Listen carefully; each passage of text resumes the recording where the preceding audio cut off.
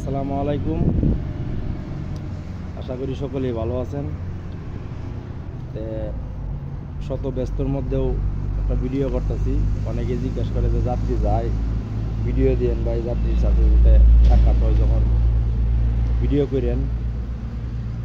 এই যে আজকে রাত্রে নামলো যে ভাইয়ের ভিডিও দিলাম, সৌদি আরবে থেকে ভিডিও পাঠাইছিল, মানে এয়ারপোর্ট থেকে ভিডিও দিছিল। ওই ভাই এখন আমার সাথে আছে, যাই নিয়ে আসছি।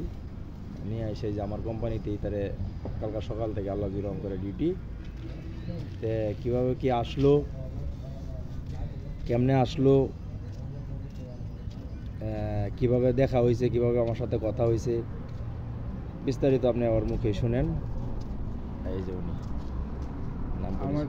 আমার নাম মোহাম্মদ সোহাগ, আমার বাড়ি পটুয়াখালী বরিশালে।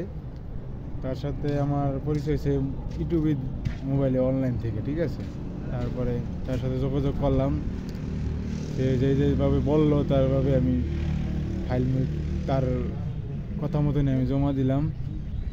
আমার 15 থেকে 20 দিনের মধ্যেই ফ্লাইট হয়ে গেছে, ঠিক আছে। এরকমভাবে আসবেন, আপনার যা ইচ্ছুক থাকেন আসবেন তার মাধ্যমে। এমনি আসছেন কিভাবে? ঢাকা থেকে? কিভাবে? ঢাকা থেকে আমি আসছি এই সৌদি আরবে, এই উমরার ভিসা নিয়ে আসছি। ওখানে উমরার ভিসা লাগবে 3-4 দিন থাকার পরে আবার মিশরের ভিসা লাগাইয়া তারাই ভিসা লাগাই দিয়েছে। তারপরে আমি মিশরে আসছি 3-4 দিনের মাথার মধ্যে। কথা কাজের কি মিল পাইছেন? হ্যাঁ, কথা কাজে যেরকম বলছেন সবই মিল পাইছে। আমি সময় নিয়েছিলাম আপনার কাছ থেকে 1 মাসে। 1 মাসের আমার 20 দিনই হয়ে গেছে ফ্লাইট, ঠিক আছে।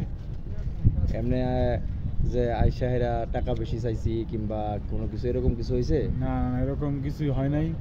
আরও উল্টোবেলা আপনি ফোন দিয়ে সবসময় আমাদের যেভাবে বলছেন সেভাবেই। আর আমার তো প্রবলেম হইলো, আপনার বললাম সাথে সাথে ফোন রিপ্লাই করে আমাদের সাজেশন দিছে, তোমরা এটা করো, কোনো প্রবলেম নেই।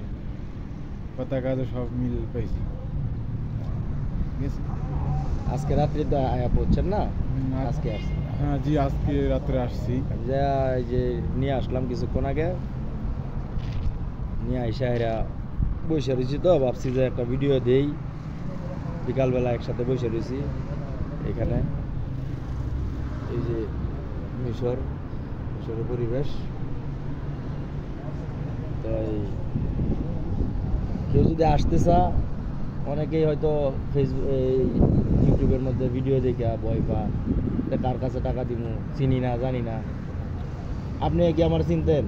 আমি তারা চিনতাম না, কিন্তু কি কিছু লোক যারা বাটপার সিটার আছে তাদের কথা আর তার মধ্যে অনেক পার্থক্য। যদি আপনারা তার ভিডিও দেখেন আর একটা মানুষের কথা শুনলেই বোঝা যায় যে কোন লোক কোন কোয়ালিটির লোকটা, ঠিক আছে। এখন আপনারা যে ভাইবা চিন্তাই আসবেন, ঠিক আছে, টাকা দিয়ে, কিন্তু তার যার মাধ্যমে আসছি তো লোক ভালো, তার এজেন্সিও ভালো, সব দিক দিয়ে ভালো, আমাদের সবসময় টেক কেয়ার করছে। আমরা যে কাজ করি, যেভাবে নিয়ে আসি এয়ারপোর্ট কোনো সমস্যা হয়? আমাদের আসলে মূল কথা হলো, আমরা যেভাবে কাজ করি, মিশরে তো অনেকেই কাজ করে, তবে একটু পাওয়ার লাগে, টাকা ইনভেস্ট করা লাগে। আর এখানে কিন্তু অনেকেই মনে করেন 3-এর উপরে টাকা নেয়, এত টাকা লাগে না এখানে আসতে, এত টাকা লাগে না। আমি আগেও বলতেছি, আমার রেট ভাই একটাই। অনেকেই আমারে ফোন দিয়া জিজ্ঞাসা করে যে ভাই, আমি যে এই রেটটা বলি এই রেটের চাইতে ভাই 20,000 30,000 টাকা কম বলে। আসলে কিন্তু আমি অ্যাকসেপ্ট করি না, আমি যা বলি ওইটা দেই, কারণ আমার কাজ সঠিক পাইবেন আপনারা। যেভাবে বলি এইভাবেই কথা রাখতে চেষ্টা করি। এই লাইনের ভিতরে ভাই আসলে এই যে এটা তো দালালি ব্যবসায়ী বলে বাংলা ভাষায় যেটা, ঠিক আছে।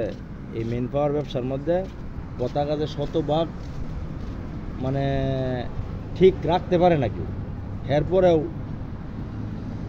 এরপরে চেষ্টা করি আমি যে শতভাগই রাখতে। যেরকম 1 মাস সময় নেই আমি কিন্তু 15-20 দিনের মধ্যে ইনশাল্লাহ সমস্ত কিছু রেডি করে দিয়ে দিছি, ওনারে দিয়ে দিছি।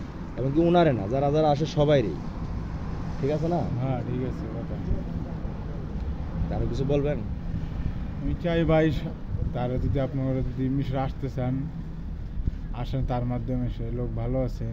আর বিশেষ করে যারা কাজ জানেন তারাই আসবেন, যে হ্যাঁ। কাজ না জানি না মিশরে এমন একটা বিদেশে এমন একটা জিনিস, নিজের কাজ নিজেরই সবসময় করা লাগে। আর প্রবাস মানেই কষ্ট, যে বলবো যে সব কিছুকে খাওয়াই দিব এরকম না, নিজের লড়াই করে এই তোর আসতে হবে। জীবনে চলতে গেলে অনেক বাধা আসে ভাই, কিন্তু আর তাছাড়া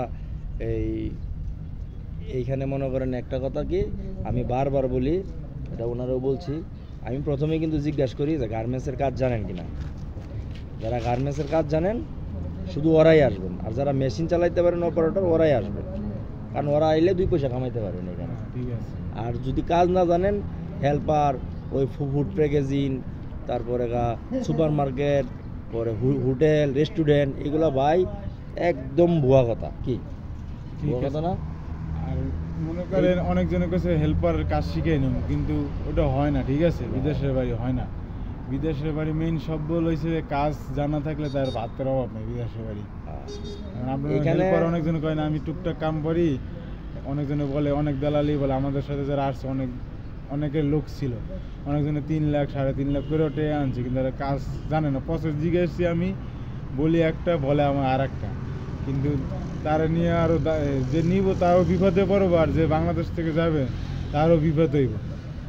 যাই হোক, কাজ জানবেন তারে আসবেন, এখানে নয় আরেকজন হইব। কাজ জানা থাকলে সমস্যা হইব না। আল্লাহর রহমতে হয়তো 2 দিন আগে পরে এই কিছু না। হ্যাঁ, আমি আজকে আসছি, কালকে থেকে কিন্তু আমরা কাজে চলে যাবে, কথাবার্তা কিন্তু ফাইনাল। ঠিক আছে, আমার লোক একদিনও বসায় রাখি না। যদি কেউ বলে যে ভাই আজকে আসছি, কালকের দিনটা রেস্ট করি, কিংবা 2 দিন রেস্ট করি, তাহলে, আর না হলে আসলে বসায় রাখি না।